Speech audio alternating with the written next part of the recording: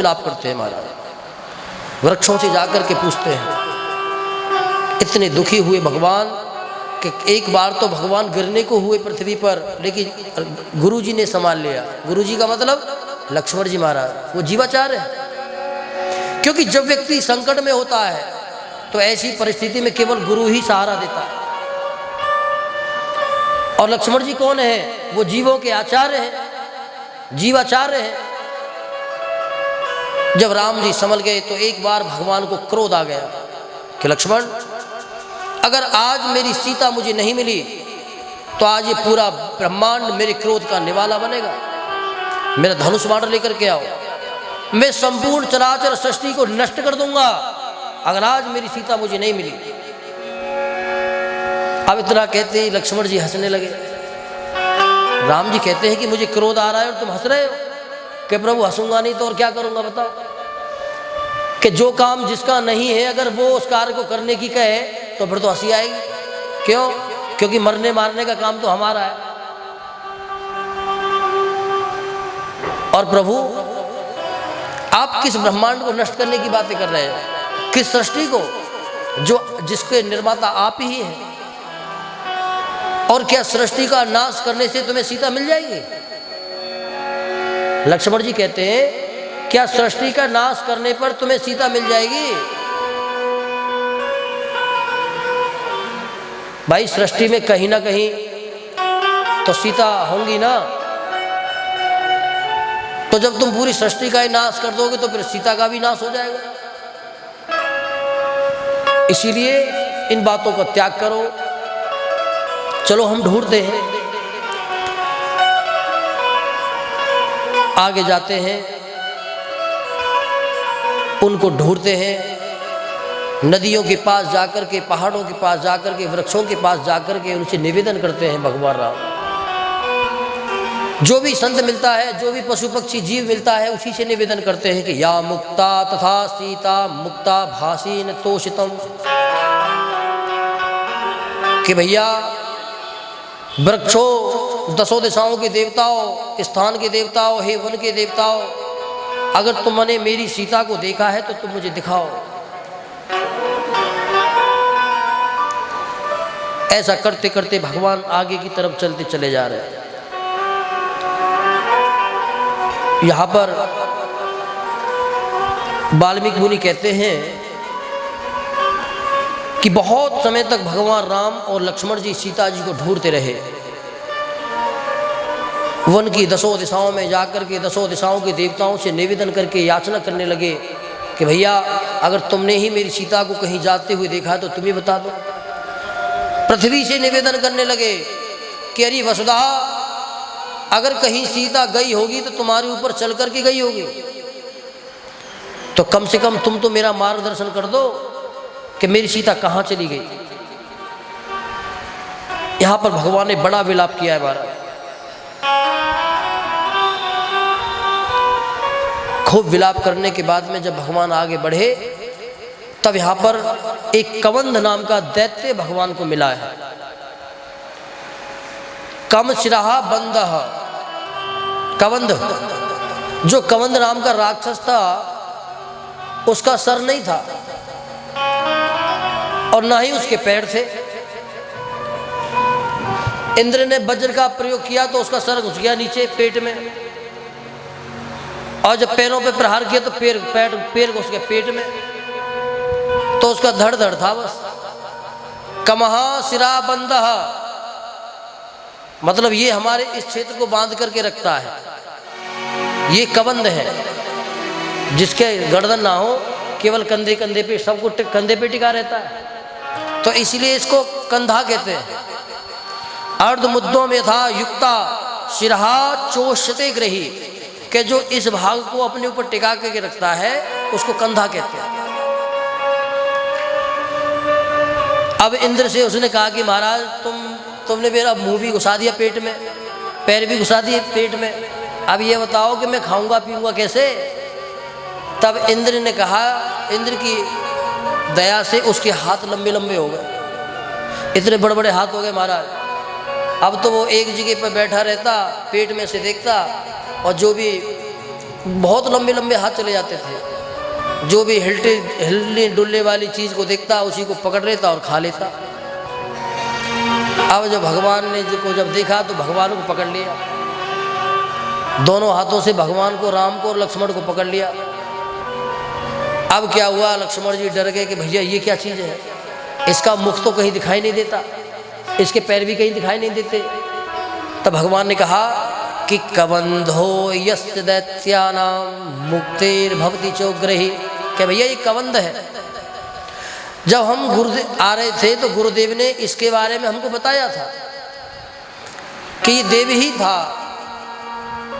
और श्राप के कारण इसका ये हाल हुआ है। तो एक काम करो, बिना देरी किए तलवार निकालो। अब जैसे ही तलवार निकाली तो महाराज दोनों हाथ काट दिए। अब जब दोनों हाथ काट दिए तो बस हाथ जोड़ निवेदन करने लगा, दुख रोता हुआ निवेदन कर रहा है कि मैं समझ गया, तो इसका मतलब तुम दशरथ पुत्र राम हो। राम जी ने कहा कि अरे भैया तू हमारे बारे में जानता है? कि हाँ जानता हूँ, क्यों नहीं जानता।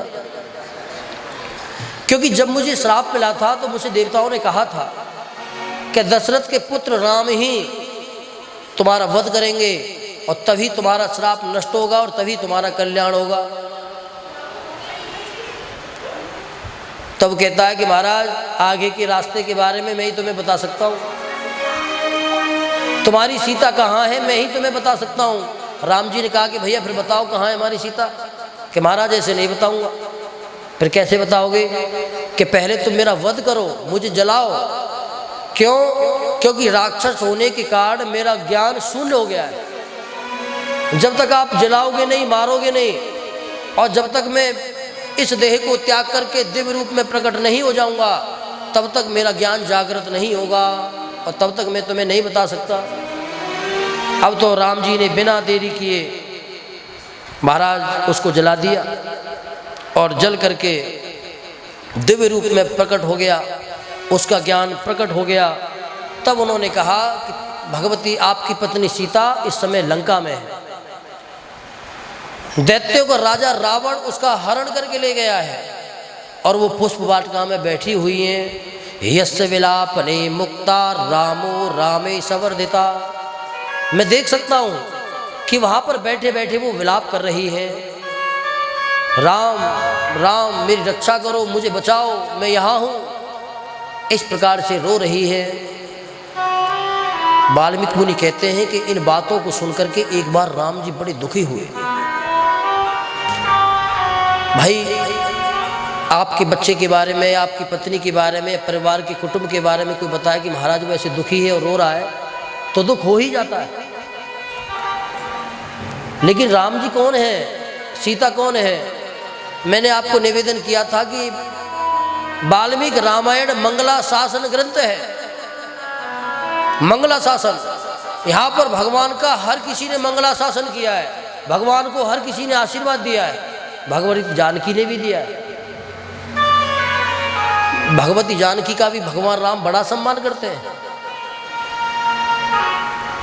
आहूयते यथा ग्राही सीताराम प्रभो ग्रही। क्यों? क्योंकि सीता कौन है? बड़ी सर्वश्रेयस्करीम सीताम, वो सभी को श्रेय प्रदान करने वाली है। और कौन है? के उद्भव स्थिति कारणिम, संहार कारणिम, क्लेश हारणिम, सभी प्रकार के क्लेशों का हरण करने वाली और समय आने पर इस संसार का नाश करने वाली और इसको प्रकट करने वाली। कौन? के नतोस्मी राम वल्लभाम, कि वो राम वल्लभा है, वो राम के चरणों की दासी है।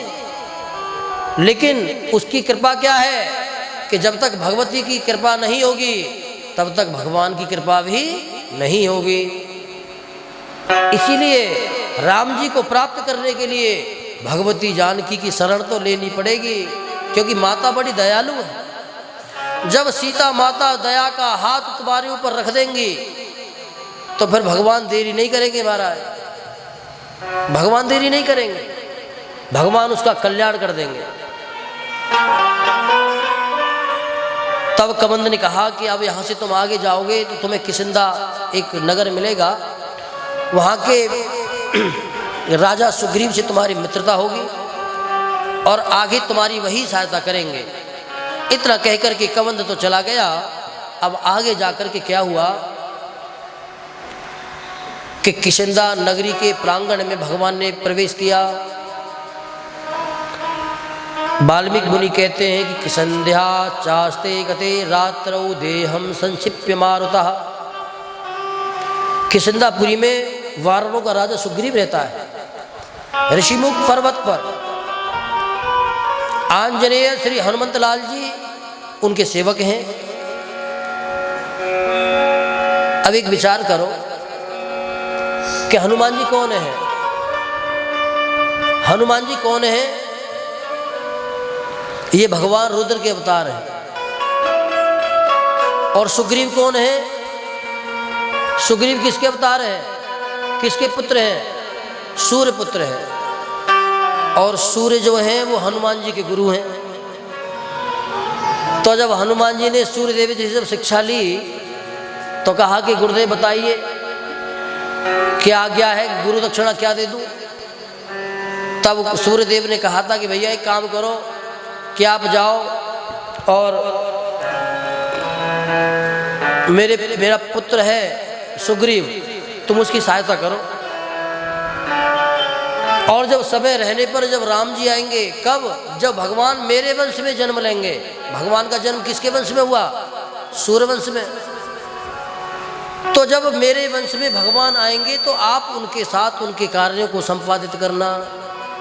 तो यहाँ पर हनुमान जी ने दोनों बातों को निभाया है कि अपने गुरु के पुत्र सुग्रीव के साथ में भी हैं और किसकी प्रतीक्षा कर रहे हैं कि आगते यस्य वने रामे, कि वो इसी प्रतीक्षा में है कि राम कब आएंगे और कब मैं अपने गुरु की आज्ञा का पालन करूंगा। यहाँ पर यही परिचय सुग्रीव का वाल्मीकि मुनि देते हैं। समय व्यतीत हुआ, जब किसिंदा नगरी की तरफ भगवान बढ़ने लगे, जिस समय यहीं से किसिंदा कांड शुरू हो जाता है। जैसे दंडकारण्य में प्रवेश किया तो अरण्य कांड शुरू हो गया। अब किसिंदा, भाई किसिंदा का मतलब क्या है? शब्द ही भगवान है, शब्द ही भगवान है। शब्दों में यश स्वरूपो हम, विष्णु सहस्रनाम और गोपाल सहस्रनाम में भगवान का एक नाम शब्द है। जैसे कि भगवान का एक नाम है लो, विश्व लो, उसी प्रकार शब्द भी भगवान का नाम है। और ये रामायण हो गई, वाल्मीकि रामायण हो गई, श्रीमद् भागवत महापुराण हो गई, ये भगवान की शब्दमयी प्रतिमाएं हैं, शब्दमयी प्रतिमाएं। इसीलिए जैसे ही किसिंदा नगरी में सीमा में प्रवेश करते हैं तो क्या हुआ? बोले मतंगे शिष्या यस्य आश्रमे वनव्रसीत। वहाँ पर एक आश्रम है जहाँ पर एक भक्ता रहती है जिसका नाम है सबरी।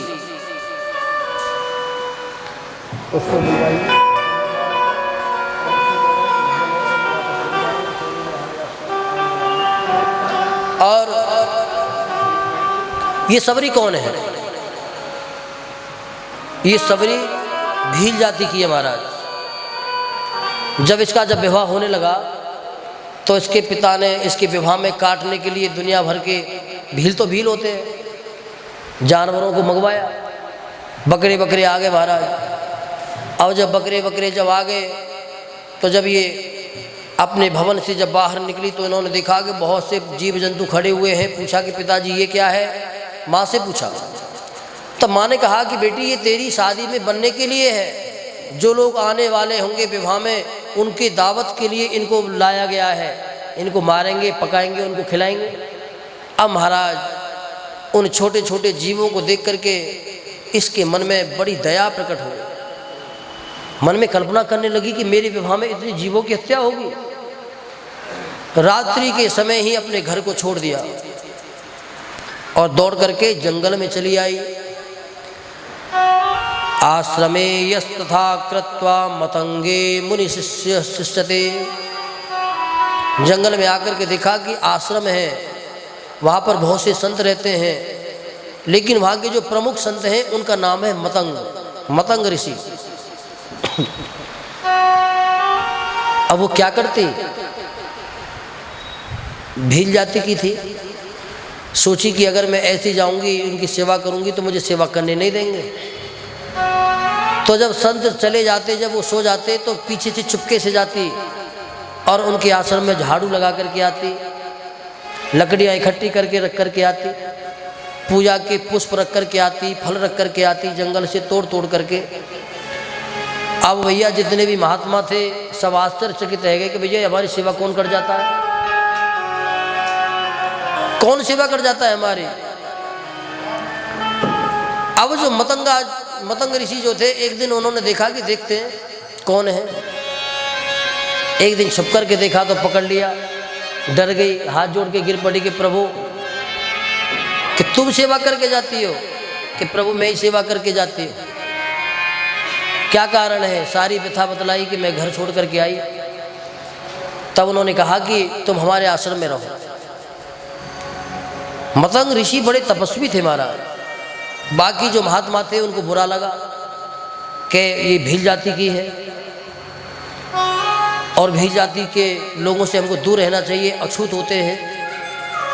मतंग ने कहा कि ऋषियों, जब ये भगवान के चरणों में आ गई तो किस जाति का दोष देखा जाएगा, बताइए आप। क्योंकि भगवान का तो व्रत है, जाति पाति पूछे ही नहीं कोई, और हरि को भजे सो हरि को होई। भगवान तो जाति पूछते नहीं है भाई। जाति ये व्यक्ति के धर्म के ऊपर डिपेंड करती है, उसके कर्म के ऊपर डिपेंड करती है। अगर ब्राह्मण है, वैश्य है, शूद्र है, इन तीन ब्राह्मण, क्षत्रिय और वैश्य, इन तीन वर्णों में जन्म लेने के बाद भी अगर व्यक्ति अपने धर्म से हीन है, दान की भावना उसके मन में नहीं है, अगर वो गायत्री नहीं करता है, अगर वो धर्म शास्त्रों का सानिध्य नहीं लेता है, तो महाराज इन तीन वर्णों में ब्राह्मण, क्षत्रिय और वैश्य होने पर भी उन वर्णों का लाभ उसको कभी मिल नहीं पाता। इसीलिए गायत्री का विधान तो तीनों वर्णों के लिए बताया ही गया है कि चाहे कितना भी करे, लेकिन गायत्री की शरणागति उसको जरूर लेनी चाहिए। ब्राह्मण, क्षत्रिय और वैश्य, इन तीन वर्णों के लिए तो विशेष कर है।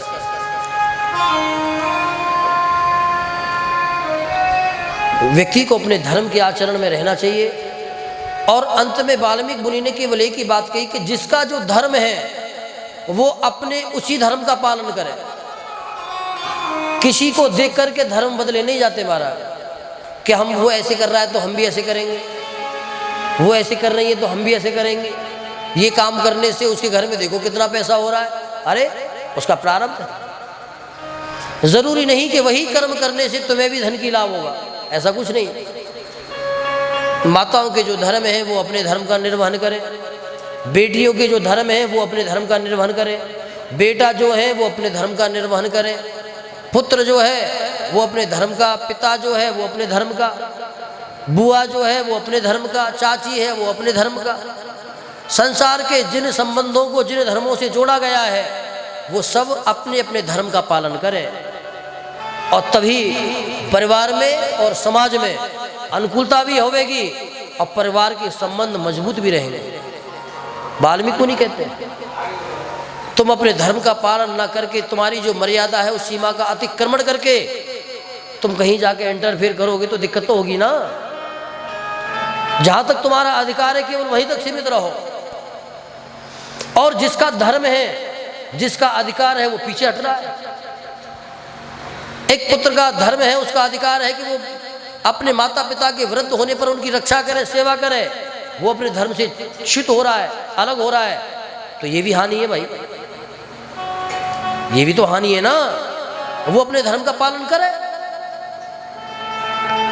तो वाल्मीकि मुनि कहते हैं कि जब सर्वे प्रकाशतः धर्मावक्तेन, कि सब अपने अपने धर्म में प्रवृत्त हों, तभी समाज की और परिवार की व्यवस्था तैयार होगी और सब अनुकूल बने रहेंगे, सब बढ़िया होगा।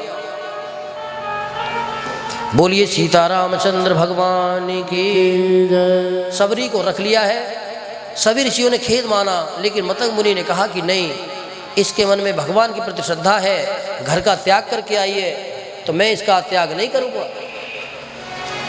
रही मतंग मुनि की बड़ी सेवा करी महाराज।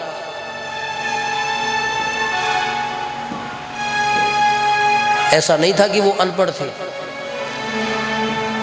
जिसने ये समझ लिया कि मेरा धर्म क्या है, मेरी शरणागति का मार्ग क्या है, वो व्यक्ति अनपढ़ नहीं होता महाराज। कोई व्यक्ति को तुम कितना भी पढ़ा लो, कितना भी टाई लगाना सीख जाए, कितना भी मोटा पैसा कमाना सीख जाए, अगर उसको अपने धर्म के बारे में ज्ञान नहीं है, क्या उसके जीवन का लक्ष्य क्या है, उसके धर्म में क्या है क्या नहीं है, तो कहते कि वही सबसे बड़ा अनपढ़ है। अरे जिसको ये नहीं पता कि उसके जीवन में कौन से करने योग्य कर्म है, उसके जीवन में कौन से करने योग्य कर्म नहीं है, जब तक उसको ये पता नहीं पड़ेगा तब तक काहे का आदमी और काहे का मानव भैया। मतंगा की जो शिष्या है सबरी गरीब है महाराज, मन में केवल एक ही भाव है, गुरु के प्रति निष्ठा। अगर गुरु के प्रति निष्ठा नहीं होगी ना महाराज, तो कभी कल्याण नहीं हो सकता। जैसे कि एक पिता की निष्ठा अपनी पुत्री में होती है और पुत्री की पिता में होती है, पुत्री कहीं भी रहे, बस अगर किसी को अपनी पत्नी को दुख देना है तो उसके पिता के बारे में कहना सीधा कर दो, बस उसके बारे में कहना शुरू कर दो, फिर देखो महाभारत कितनी जल्दी तैयार होती है, कुछ करने की आवश्यकता नहीं होगी। एक कन्या अपनी ससुराल में बैठी हुई केवल यही कामना करती है कि पता नहीं मेरे मायके में मेरे माँ बाप की सेवा हो रही होगी कि नहीं हो रही होगी, मेरे भैया भाभी उसकी सेवा कर रहे होंगे कि नहीं कर रहे होंगे, केवल यही दुख होता है। और पिता के मन में भी यही दुख होता है। पिता के घर को छोड़ करके आ गई, वृद्ध हो गई है महाराज। जब मतंग ऋषि इस देह को त्याग करके जब जाने लगे तो गुरुदेव के चरणों में गिर गई कि प्रभु ये बता दो गुरुदेव कि मुझे भगवान के दर्शन कब होंगे, मुझे क्या करना है। जाते हुए मतंग मुनि ने कहा कि सबरी तू चिंता मत कर, तुझे भगवान के पास जाने की आवश्यकता नहीं है, बल्कि भगवान तुझे ढूंढते हुए तेरे पास खुद आएंगे। लेकिन कब आएंगे, कैसे आएंगे, इतना वो कुछ बोल पाते, उससे पहले ही उन्होंने अपने देह को त्याग दिया। और महाराज उसी दिन से देखो सबरी भगवान की प्रतीक्षा में लगी हुई है। उसके रोज का नियम केवल एक ही है, प्रातःकाल उठती है, पूरे रास्ते को साफ करती है कि पता नहीं जितने रास्ते हैं सारे रास्तों को साफ करती है कि पता नहीं किस रास्ते से चले हमें। और पुष्प वाटिका में जाकर के पुष्पों को लेकर के आती है, पूरे उन पे पुष्प बिछाती है, जल डालती है? लोग कहते हैं कि सबरी ने मतलब झूठे बेर खिलाए। अरे सबरी तो बड़ी विदुषी थी, बड़ी विद्वान थी वो, मतंग ऋषि की शिष्या। भला क्या भगवान को, अरे कोई तुम्हारे घर कोई बड़ा व्यक्ति आ जाए, कोई श्रेष्ठ व्यक्ति आ जाए, तो क्या तुम उसको झूठा खिलाओगे? अरे बोल तो दो, इसका मतलब खिलाते होगे। हाँ तो नहीं बताओगे तो मैं तो ये समझूंगा। भाई कोई बड़ा व्यक्ति हमारे घर आ जाए, कोई श्रेष्ठ व्यक्ति आ जाए, तो क्या कोई खिलाएगा? नहीं खिलाएगा। तो फिर बताओ, तो क्या सबरी जो मतंग ऋषि की शिष्या थी, क्या वो खिलाती? लेकिन लोग कहते हैं, समाज है, उसका नियम ये था कि वो पेड़ों के बेरों को चेक करती थी। एक बेर को खाती कि हाँ इस पेड़ का बेर मीठा है, उसको फेंक देती, हाथ धोती, शुद्ध, फिर तोड़ती, क्योंकि जब एक फल मीठा है तो बाकी के फल भी मीठे ही होंगे। उसने झूठा नहीं खिलाया। अब प्रातःकाल केवल भगवान के इंतजार में बैठती है, रास्ते को बहारती है। महाराज इस भजन के माध्यम से सबरी के चरित्र का स्मरण करें और अपनी यात्रा को हम आगे बढ़ाएं। सबरी बहार रास्ता मेरा मुझे, सबरी बहार रास्ता मेरा मुझे, सबरी बहार रास्ता मेरा मुझे, सबरी बुहार रास्ता कब आएंगे राम जी मेरा भी धन्य जीवन बनाएंगे राम जी मेरा भी धन्य जीवन बनाएंगे राम जी सबरी बुहार रास्ता आएंगे राम जी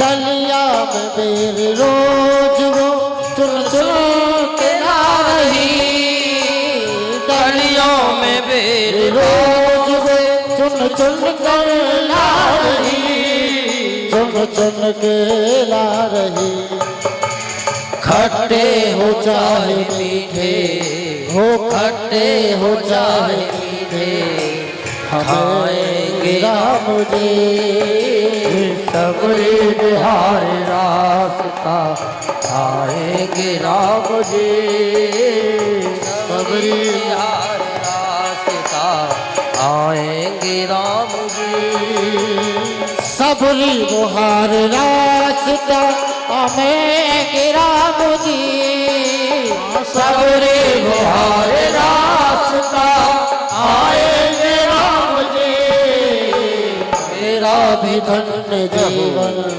हो मेरा भी धन्य जीवन बनाएंगे राम जी सबरी बिहार रास्ता आएंगे राम जी जय हो